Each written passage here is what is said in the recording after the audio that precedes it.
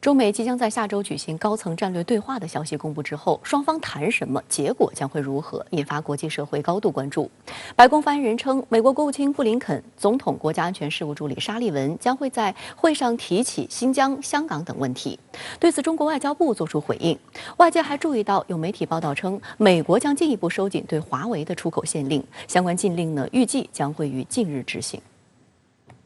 This meeting next week, we felt it was important to have it on U.S. soil. We certainly anticipate that National Security Advisor Jake Sullivan and Secretary of State Tony Blinken will be discussing both the challenges we've had. 白宫方面表示，美方将在阿拉斯加会晤中提及香港、新疆、台湾等广泛议题，并形容对话将会非常艰难。对此，中国外交部发言人赵立坚周五回应指出，此次对话的具体议题有待双方商定。我们希望双方能够就共同关心的问题坦诚对话，中方也将在此次对话中表明我们的立场。双方应该准确把握彼此政策意图，增进相互了解，管控分歧问题，推动中美关系重回正轨。举行中美高层战略对话系美方提议，这是中美元首除夕通话后首次高层接触，也是美国新政府执政以来中美首次面对面会晤。我们希望通过对话，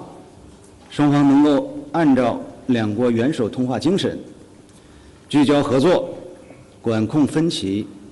推动中美关系健康稳定发展。赵立坚强调，中方在涉疆、涉港问题上的立场是一贯的、明确的。新疆地区的大门始终敞开。近年来，已经有100多个国家的1200多名外交官、国际组织官员、记者、宗教人士访问新疆。他们通过实地访问，了解到新疆的真实情况，认为自己在新疆的所见所闻，同一些西方媒体的报道和政客的指责完全不同。在事实和真相面前，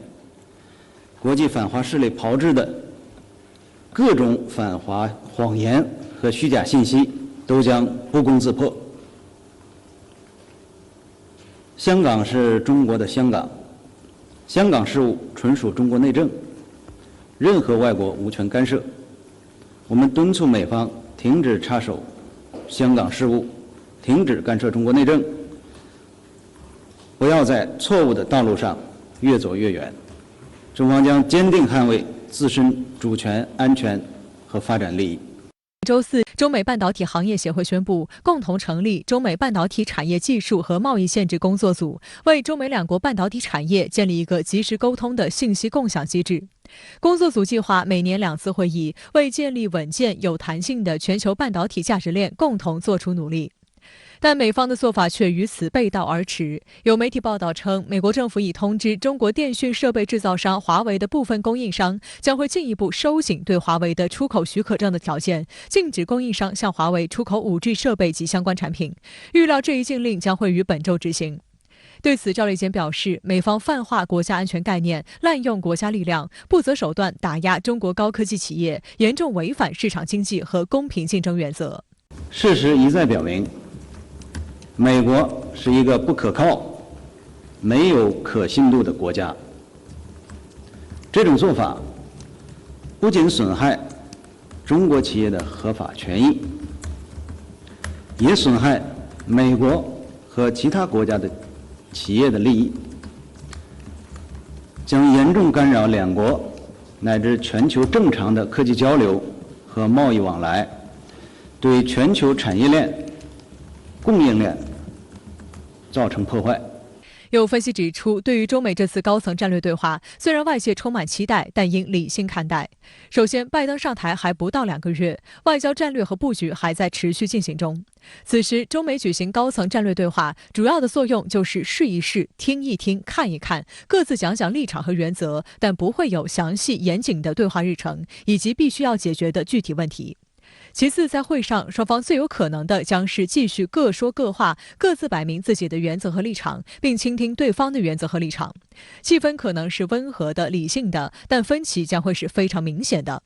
双方彻底谈崩的可能性不大，但取得重大突破的可能性也不大。